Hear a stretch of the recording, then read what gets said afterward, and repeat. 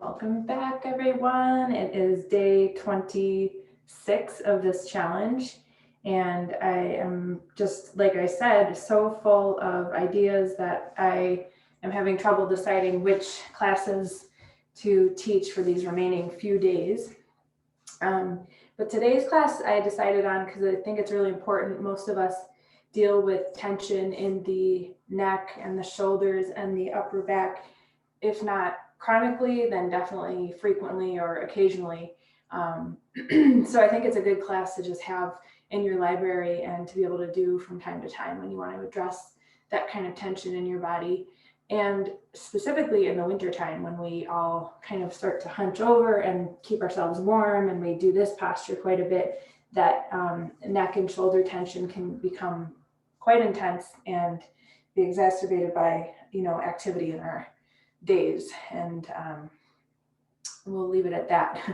But we're going to do a sequence that kind of addresses all that tension here. And hopefully by the end of it, you'll feel some freedom in the neck and the shoulders and the upper back. And we're just going to begin seated. You can be on a supported blanket if you like.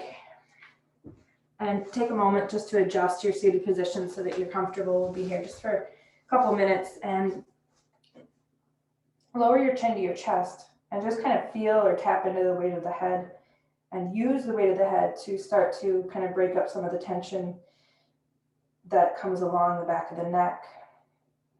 And as you hold the head forward like this, it's important that you're not just slumping over. You're keeping your spine tall. Your chest is as much lifting towards your chin as your chin is moving toward your chest. Shoulders are dropping nice and heavy. And you're going to use the weight of the head to start to just gently massage the neck and shoulders by rolling the head to one side, the chin toward the chest. And it's important not to roll the head back. It's really not safe for the neck.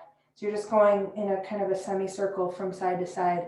And I don't know about you, but I always feel just really surprised by how much tension is here when I do this and how much tension I actually am dealing with on a day-to-day basis that I've kind of gotten used to. So I think it's really important to take some time to tune into the neck and the shoulders on occasion.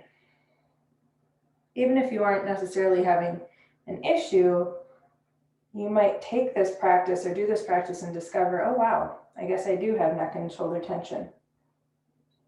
So just do it a few times and hopefully you're starting to get a sense that at least you know kind of what you're working with, if not a sense that you're starting to maybe invite a little more loosening and ease into the range of motion, maybe starting to break up some of that tension. Maybe you're noticing that there's difference from side to side. So it's all good information. Just pay attention to what you're kind of experiencing here.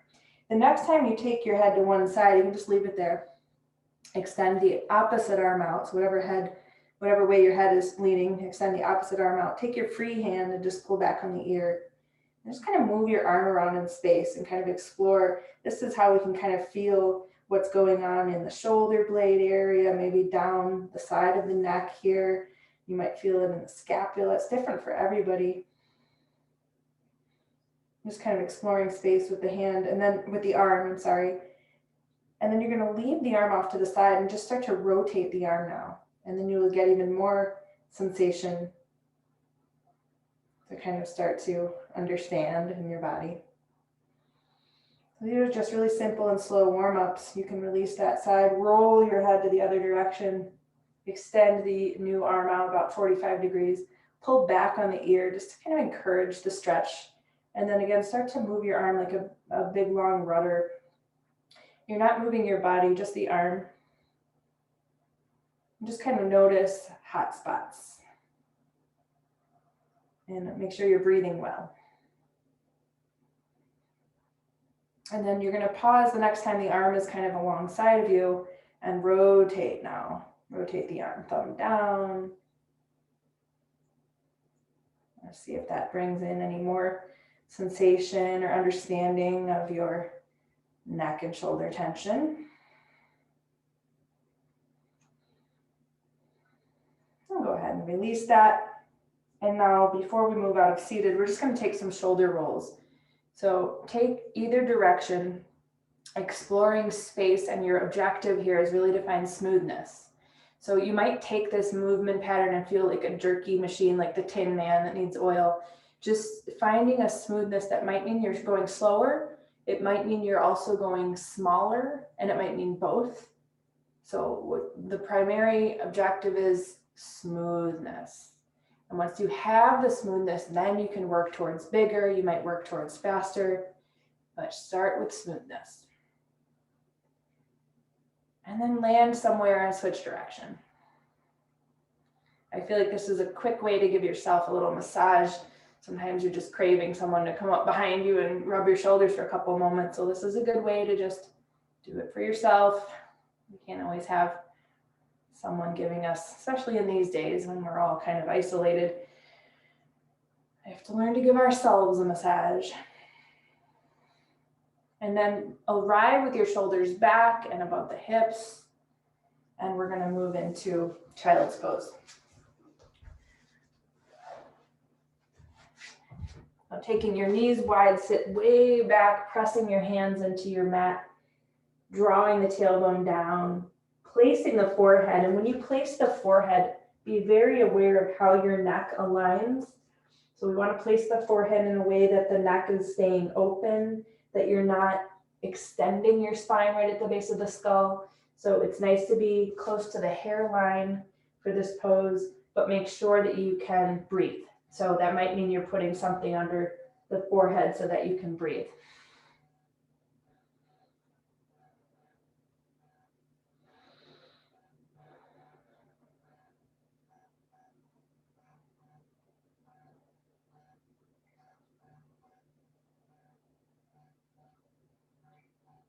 And we're going to get a little bit into the upper back here. So flip your palms over, touch your spine with your fingertips, and just take the fingertips and gently press there and invite your chest to melt toward the floor. Invite your shoulder blades to move in.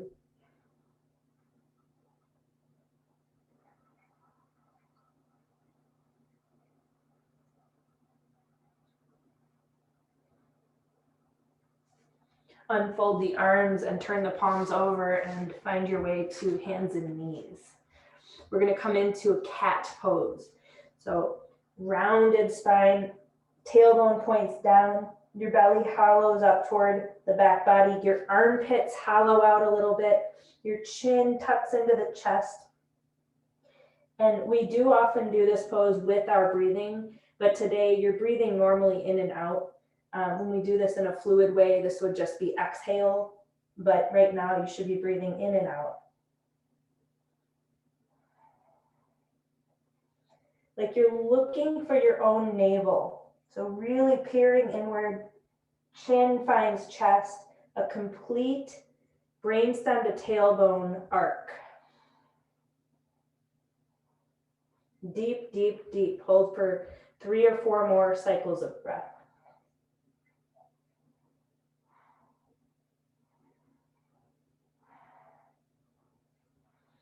And then inhale, softening into a cow tilt and setting up for Virasana, which is hero pose. You can sit on your sitting bones, and if they don't meet the floor, find a prop that is the right amount of height from the floor so that you can have the sitting bones touch down.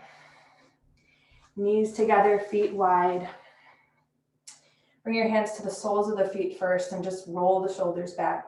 Move your tailbone in. We're going to come into Parvottanasana, which is binding the fingers here. Go into the familiar interlock. Press your palms out and then extend the arms up. Woo, bringing up a lot of that upper back sensation. Fully extend your arms. Don't let the elbows be quasi straight. Fully extend the elbows. Keep the shoulders really plugging into the torso. Take the hands back. Notice how this helps you relieve tension in your upper back. When you move your hands back, it gets the shoulders out of that forward rotation, that congested state. This pose reminds me of something funny. V.K.S. Iyengar said that you can't be depressed with open armpits. So just laughing at that maybe, or just feeling the joy and the openness of opening the armpits. We're going to switch to the alternate interlock. So just bring your hands down enough that you can change out the interlock. The other pinky is loose. Pressing the palms out. Try to keep the finger webbing tight. Take the arms up again. And any amount, take your hands farther back. Feel your upper back responding. Make sure you're not pushing into the belly as you do this. Keep your belly, your navel kind of tethered toward your spine and your tailbone curling toward the front body. Open armpits. It's a very vital energy source in the body, so just really celebrating that here, feeling the openness, the vitality of the armpits. I know it sounds funny. Releasing. Good. Give the arms a break. Shake them out or extend the arms like you're in a seated hero version of Shavasana. We'll come into Garudasana, which is the eagle arms. Of course, the full pose is a standing balancing pose. We're not going to do the standing part today. That's a different class. But this one's really beautiful for opening the chest and the upper back at the same time. So come into 90-degree elbow position. Left elbow will hold the right, so just cross the elbows. If you need to modify for kind of bound shoulders or tightness or limitation, come to the shoulders here with the hands. If you're able to, left fingers find right palm for the full eagle position. Lift your elbows slightly higher.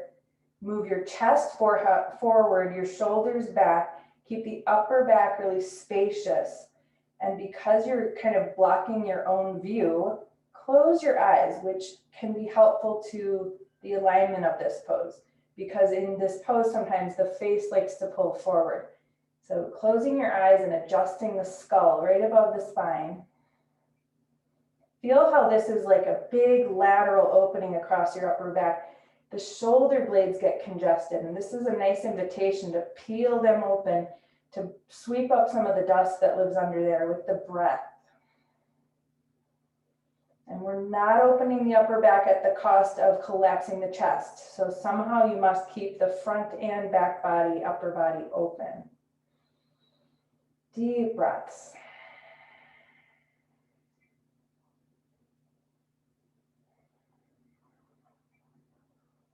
Gently lower elbows to unhook the elbows. You're going to switch to the other crossing. So right elbow underneath, modified is to the shoulders. Otherwise, right fingertips find left palm.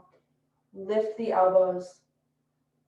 Spread the chest, broaden the upper back. Keep the skull above the spine. Anchor into your shins. Don't lose the attention to what connects you with the earth. Surrender any tension from the jaw. And every breath in, you're spreading, expanding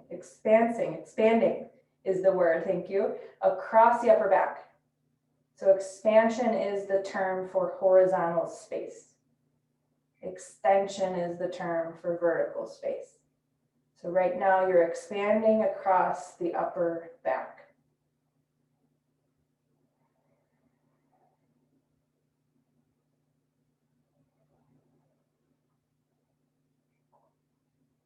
One more. Inhale, floating elbows up.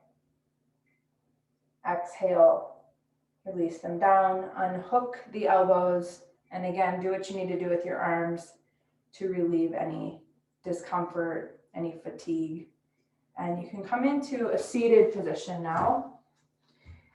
You might want to sit on the edge of a blanket if your lower back needs a little bit of support. We're going to come into cross-legged. Either the right shin is in front of the right shin is in front of the left shin. Otherwise, you can stack your right shin. We're going to be coming into cow pose. So you could stack the shins right above left, or you could go one step farther and stack the knees. So this is really getting into the hips. If you're coming this far, you're going to feel that in your hips. And we're also going to be doing some work with the upper body. So you may need a strap to connect your hands behind your back. You can also use your own shirt if you're doing this somewhere where you don't have props available. You can always just grab your shirt and pull. Otherwise, you connect your hands directly. So because we have the right knee on top, the left arm is going up first. Have your strap in hand if you're going to use it. Revolve the arm to face, palm faces back. Bend the elbow, keep the elbow in line with the shoulder and touch your back.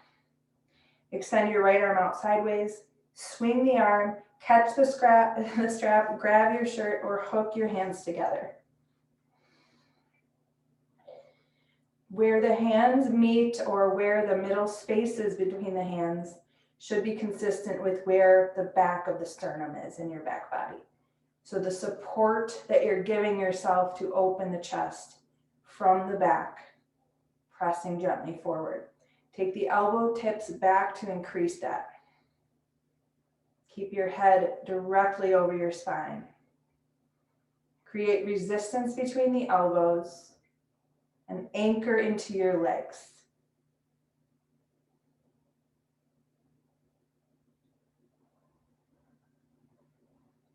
Three more breaths.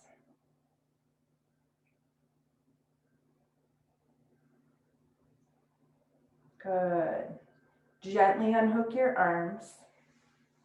Gently unwrap your legs. Transition to left shin in front of right. Go from there. See if you're able to do left shin stacked above right, and maybe left knee over right knee, coming into more of the full version of the pose, which, by the way, this still isn't the full version of the pose. Maybe we'll do that. Maybe we'll save that for a class, because that is a fun pose to do. And there's that word fun again that might trigger some people out there, but I really mean fun when I say it. I know you can laugh. Sometimes it's associated with very challenging poses, but anyway, that's neither here nor there. Let's come into the other side of the pose. So this time, right arm is the top arm because left knee is the top knee. So go ahead and, using your strap or not, you're going to stack the elbow above the shoulder, extend left arm, thumb down, internal rotation, swing the arm, connect your hands, grab the strap, or use your shirt. Once you've made the connection somehow with the hands, create the resistance between the elbows, move in the dorsal spine between the shoulder blades, anchor into your legs. This is like the upper back being thirsty, and right now you're giving it a drink. Just giving that dried out upper back a big drink. Opening the chest. Keep moving in, back body to front body. Take the elbow tips back to encourage that without distorting lumbar spine, without pushing into the belly. Wonderful. Let's release the hands. Release your legs. Tuck them back under you. Vajrasana is fine here. We already did Virasana. So if you're sitting on your heels, perfect. If that's not comfortable, sandwich a blanket between your legs or sit up on a bolster or a block so that you can hold this position. You can always just take cross-legged position if this is not your favorite. We're going to come into Paschima Namaskarasana. Paschima means Western facing. Traditionally, yoga was done facing east. So anything done behind the back is considered west. So this is prayer pose behind the back. So go ahead and take your hands behind you, fingers pointed down, sliding the fingertips up onto the lower back, and then working your hands slowly up to that same area between your shoulder blades. And then the work is really, you see the shoulders curling forward. The work is to move the shoulders from front to back to help the hands close. So essentially you're moving from internal rotation of the shoulders to external shoulder rotation.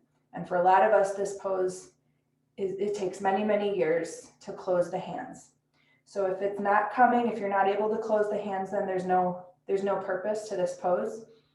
So you want to go into either a low clasp, finding external shoulder rotation, or an opposite forearm grab. So it really is about what feels more effective to get the shoulder rotation.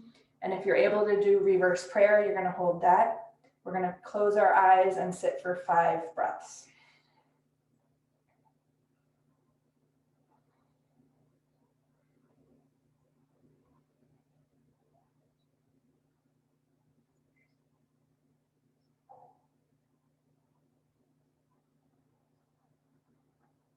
Wonderful.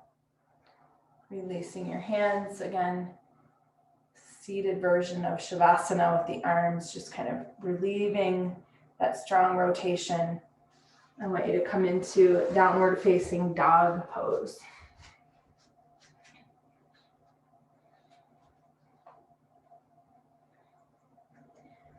So the concentration has really been on the upper back.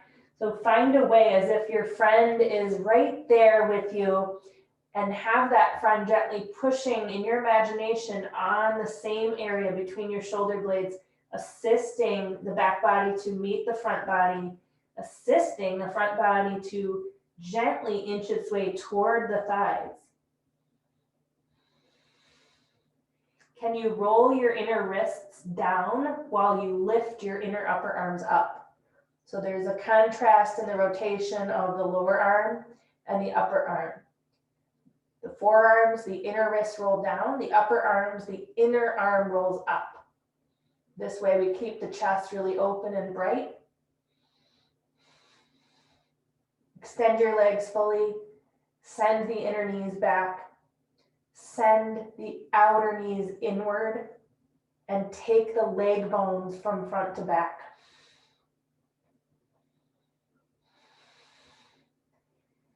Lower your knees, step your right foot forward, clasp your hands behind your back, pull the hands back, shoot your heart forward, and shift your weight forward. Your right knee floats over the ankle line. Feel the external shoulder rotation. Think about the flesh of the shoulders rotating from the front body toward the back body. The gaze is up, but you're not rolling your eyes up in your head. Your gaze is up because your head is facing up. Your face is facing up. Good. Sit back. Come back to downward facing dog.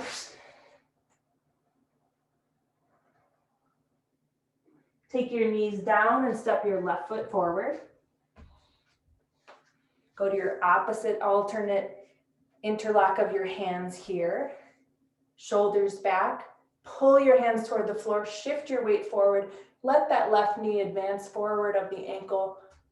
Deep breaths. Roll the shoulders from front to back.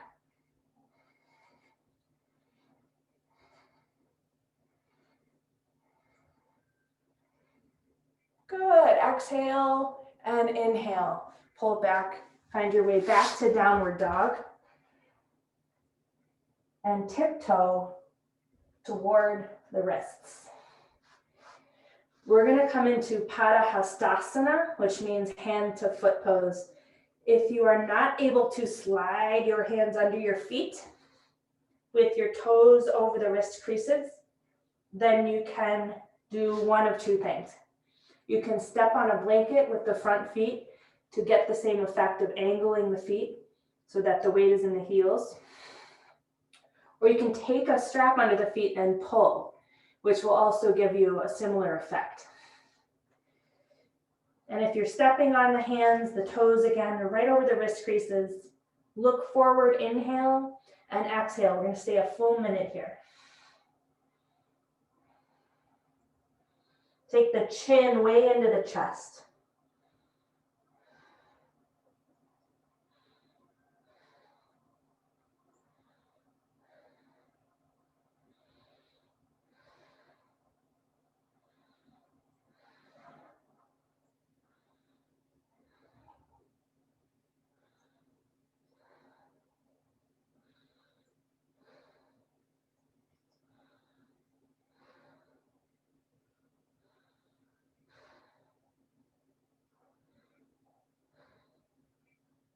Begin to look forward.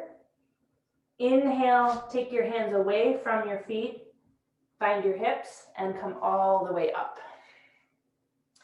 Now, we're going to step wide on the mat. We're going to come into Parshva Prasarita Padottanasana.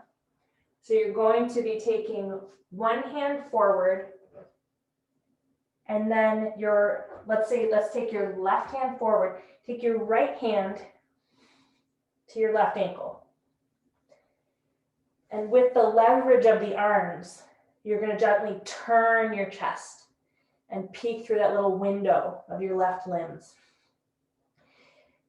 And you're going to feel this hopefully in the upper back, especially on this side, the right upper back. And every time you exhale, there's a chance to just kind of peek a little bit more into that window. So use those exhalations.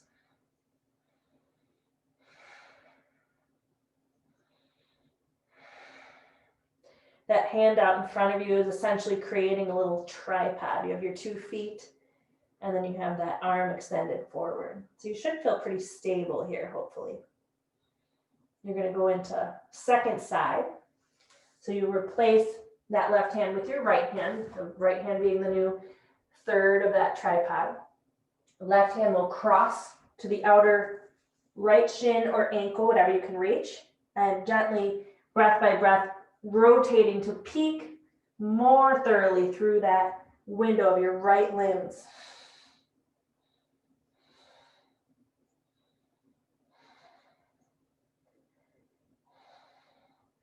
Feels a little bit like a standing version of thread the needle pose, if you know that pose.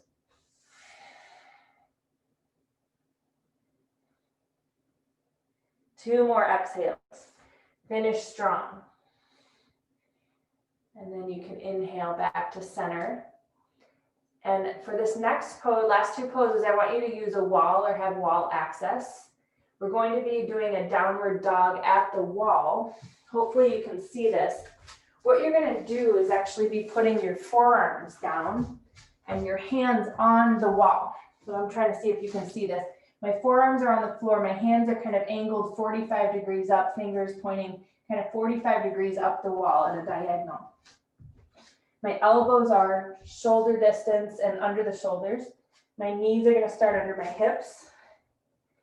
And I'm getting immense support. If you don't usually like down dog, you might like it now.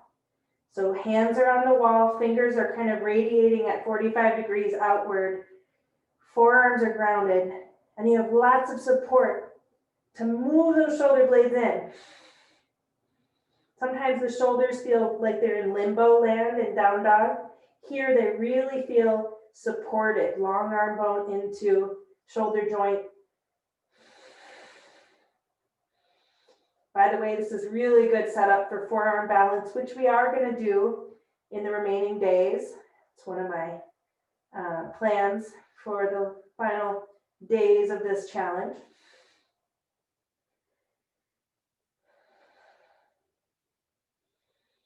Good. Now go ahead and bring knees down. You're going to sit back in child's pose. Arms extend forward. Touch your spine again. This time, not only to assist the shoulder blades in, but now to release the triceps back of the upper arms, which might feel a little sore after that version of down dog you just did.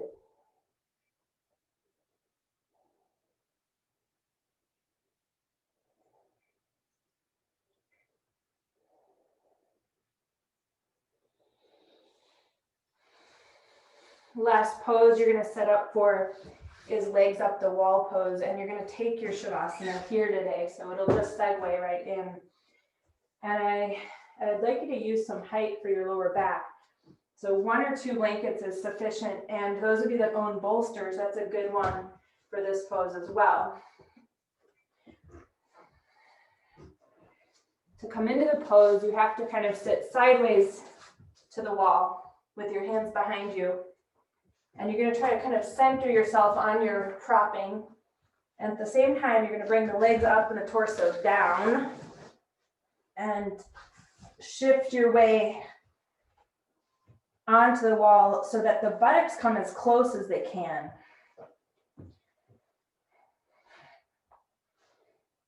And then unfold the arms as if you're in Shavasana.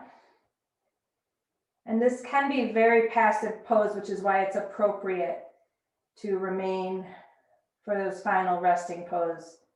Although it's not the same pose as Shavasana, the effect can be very similar.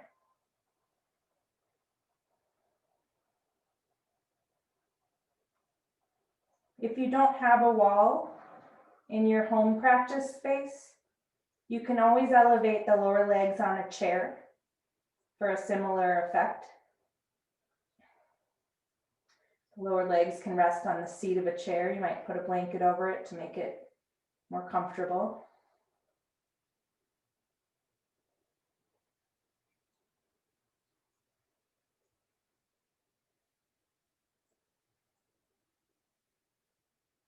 And just be with your breath, be with the remaining feeling in the body. Hopefully you're a bit more energized. The spine should feel pretty good. You might notice your shoulders sitting down a bit more obediently now that they've been invited to open.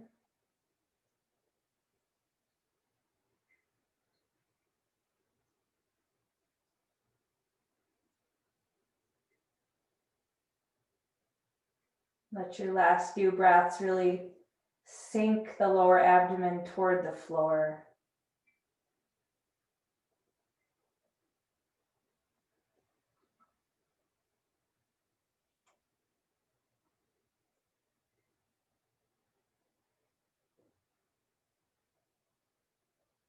Feel free to stay here as long as you like. And when you're ready to come out, gently ease yourself to one side. And when you come up to seated, make sure to sit quietly. Namaste.